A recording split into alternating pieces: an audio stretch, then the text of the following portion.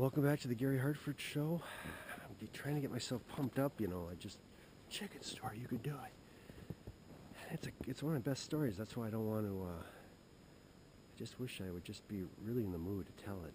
It's kind of long, but it's very entertaining. I'll be right back. Oh, yeah, that chicken story's coming up, so be ready for that one because I promised. You're watching the Gary Hartford Show. And I can't even tell you, we're running out of daylight. If I was to do more shows, I think that my problem is I have too much to say because I haven't done enough shows because of the weather. And I need to make a note of that. We might be back, we might not. And I don't care what you think. I mean, you criticize me, but I'll do that chicken thing on my own time. So it's like, just do it. And I'm like, I don't feel like it. And just back and forth with myself. Hey folks, Gary Hartford here. Welcome back to the show. Anybody out there want to hear a good chicken story? This is called the chicken story. This is one of my favorite stories. Back on the farm, I used to sit behind the house on the cistern. And what the cistern is just this big cement platform and kind of another raised cement thing that lid doesn't come off. There's no lid. It's just another raised thing. I don't know. I don't know what that is. It gives it a little bit of air. Because I know we lost a kitten one time that fell down into the cistern underneath this thing. So it only happened one time. But it breaks my heart when I think back on that. That's the only thing I didn't like about that cistern. But this is not a sad story about a lost cat or lost kitten. But this is just, just to throw that in there to kind of get you like, that's the cistern for you. Well, I used to sit on the cistern with my radio inside the screen porch. And used to play country music, and I'd work on my bike, with the banana seat, and I'd work, putting playing cards, with clothespins onto the spokes, and then when you ride, it would flutter and sound like a motorized vehicle, or motorcycle or whatever we're trying to do. But I was back in that era where that was developed or invented or whatever. I don't think I'd never seen anybody do it anymore. So it was I had a great childhood. I will say that, and I probably said that before, and it's the truth. I mean, it was dangerous, and some terrible stuff happened, but for the most part, it was pretty darn consistent and nice, and hardworking. It was hard work living on a farm, being raised on a farm. So I'd sit on the cistern and listen to country music. Off 20 yards, 15 yards away was another building we had, and that was our chicken coop. And it was pretty big. We had about, 60 chickens, between 60 and 80 chickens. And they're all white, and they all, we had, I don't know if they all laid eggs, but we had, off of that chicken coop, where we'd feed them and everything. And it was, okay, so once you come in, it was a long building, about, let's say, 50 foot long.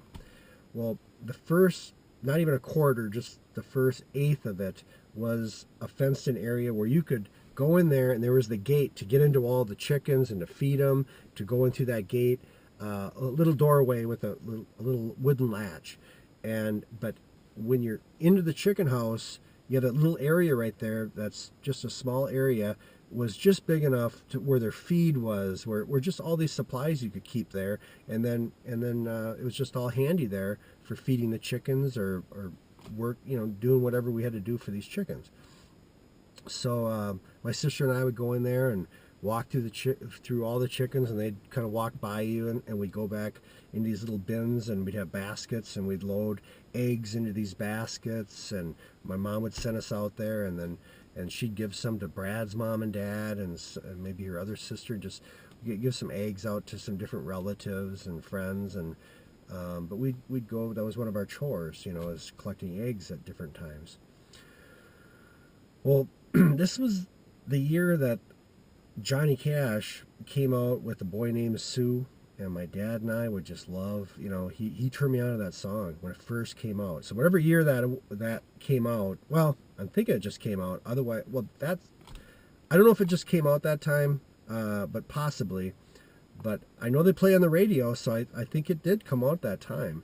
And my dad turned me on to this song. And he'd be, listen to this, listen to this.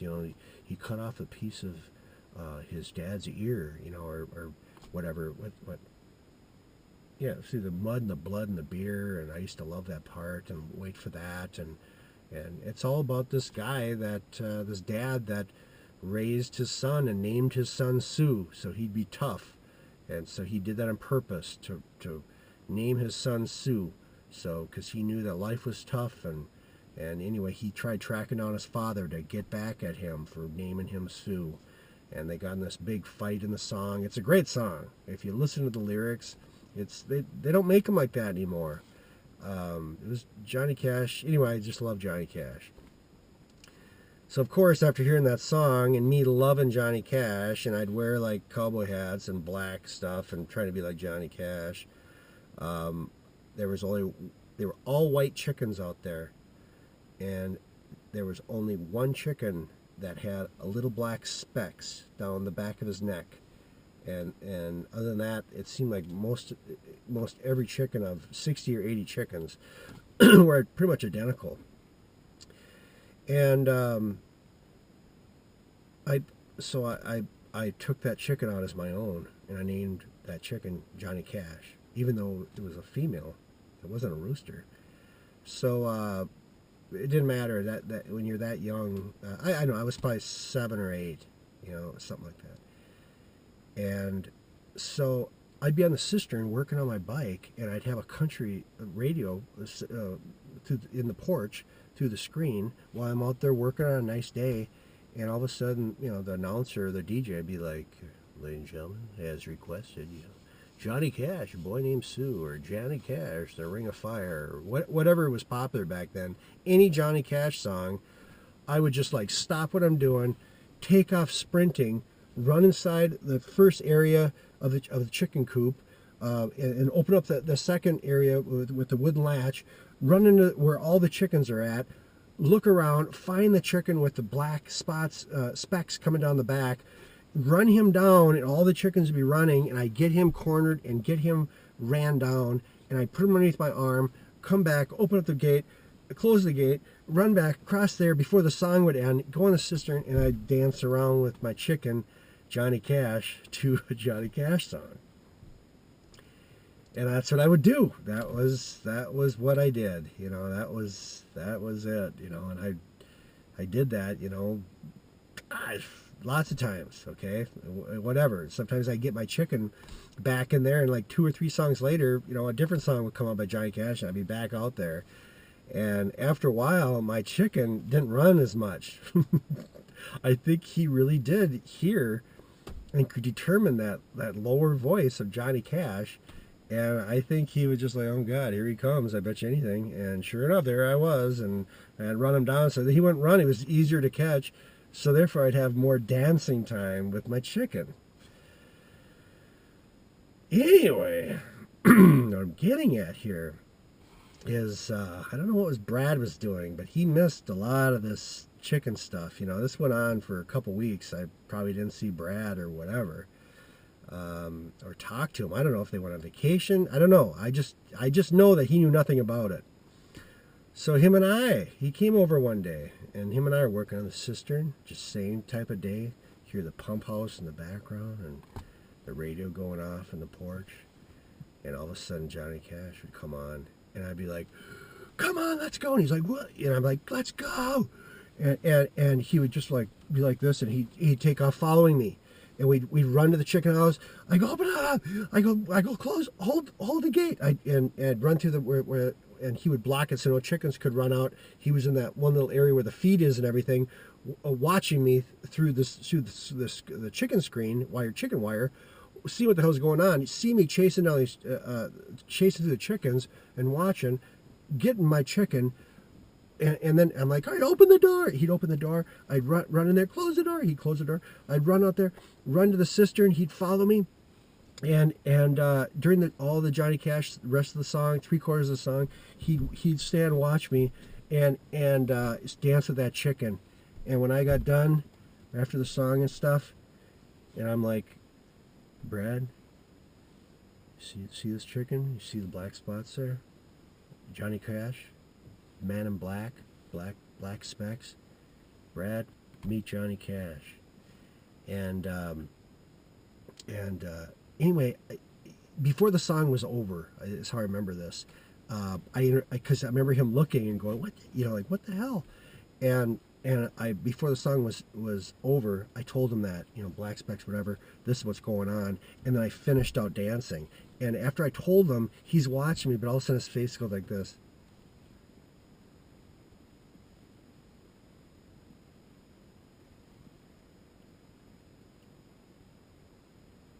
And then I'm busy there dancing. He's just like finding no humor or no enjoyment at all. He went blank. And I remember it. And but I kept going like, whatever. The song ended, and I go, Brad, like, what's it? And he goes, turned around. He walked into the back door of the screen porch where the radio was. The song was over. I followed him with my chicken. He went through the screen, a few more steps, 6, 7, 8 feet across the porch to the back door of the house. Opens up the door. There's my mom and his mom having tea, and they were busy talking. He waited there, and I'm behind him looking, at my mom and his mom. And Brad goes, Tony? And she's like, yes, Brad, what do you need? And my mom sees me behind there with my chicken, and she's like, whatever. And Brad goes, Tony, could I have a chicken? And that's my mom sees me, and she's like, Brad, you go out in the chicken coop with Gary. You pick out any chicken you want, and that's your chicken. And Brad's like, all of a sudden he's all happy again. I'm like, yeah, Brad's happy, I'm happy. That's how it was. You follow each other's moods.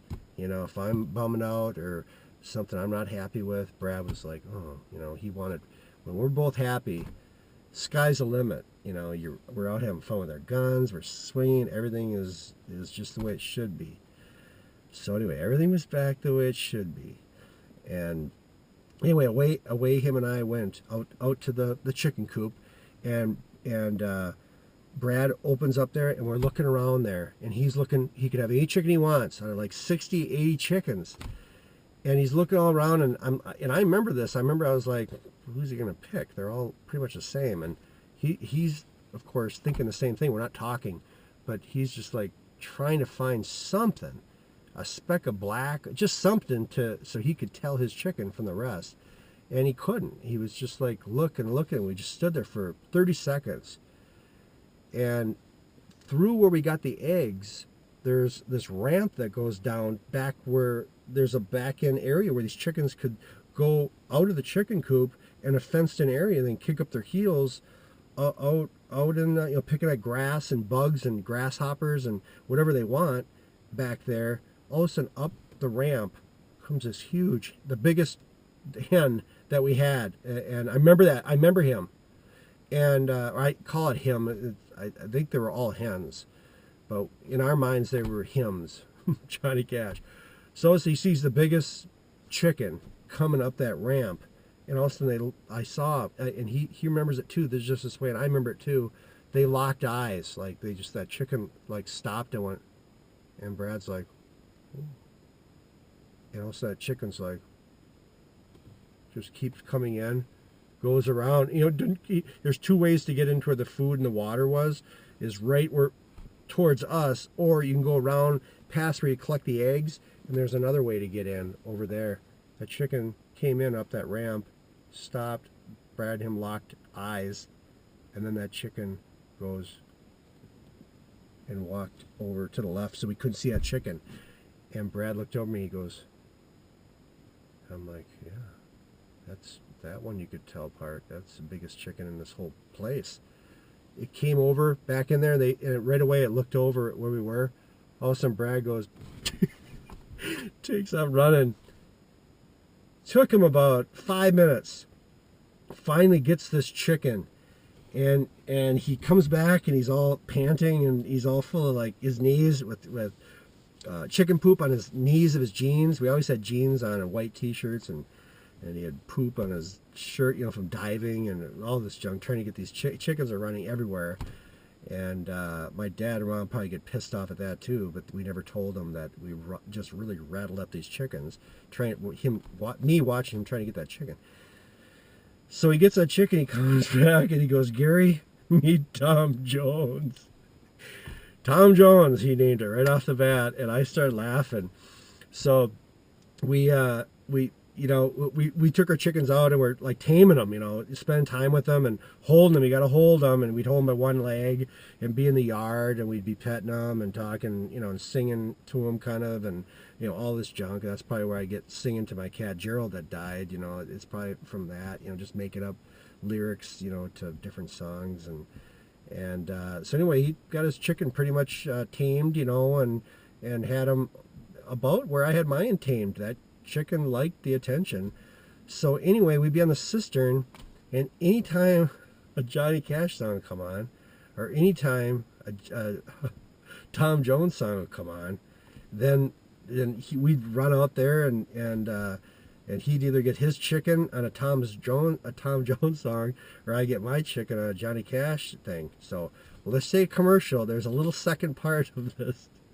But I don't want to get too long, because one time I lost some footage. I keep saying that, but it's the truth. Let me take a commercial. You got to hear the rest of it. But you're hearing it finally. This is my chicken story.